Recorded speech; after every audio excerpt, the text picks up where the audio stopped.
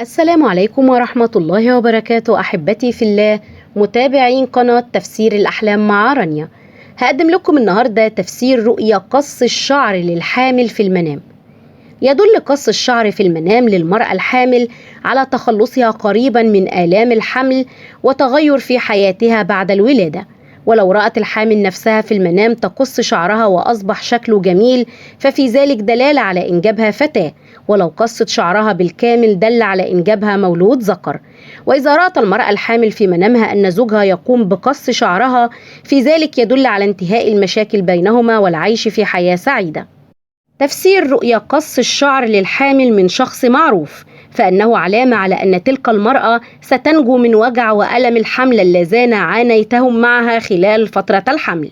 ومن المحتمل أيضا أن يكون تفسير حلم قص الشعر للحامل من شخص معروف علامة على جنس المولود الذي سوف تضعه تلك المرأة، إذ يقول الإمام أبو بكر محمد بن سيرين البوصيري أن في حال كان الشعر طويلا فربما يكون المولود أنثى، أما لو كان الشعر قصير فعندها يكون تفسير حلم الشعر القصير للحامل أنها سوف تلد ذكرا.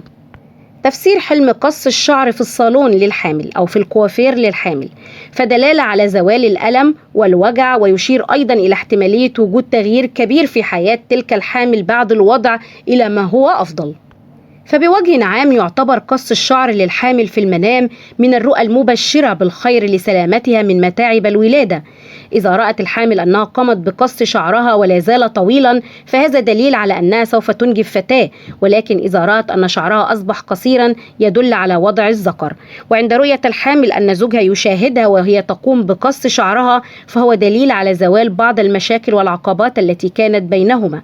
ومشاهدة المرأة في المنام أنها قامت بقص شعرها ولم تكن سعيدة فهذا يدل على المشاكل التي ستتعرض بسبب الأمور الغير صحيحة ويجب عليها التوقف عن هذه الأمور. إذا شاهدت المرأة الحامل ذاتها وهي تقوم بقص شعرها فهذا دليل على أنها سوف تتخلص من آلام الحمل ومتاعبه. وإلى هنا تنتهي حلقاتنا ونلقاكم في تفسير جديد، فلا تنسوا دعمنا دائما بالإعجاب بالفيديو والاشتراك في القناة وتفعيل الجرس ليصلكم دائما كل ما هو جديد لنا. إلى اللقاء والسلام عليكم ورحمة الله وبركاته.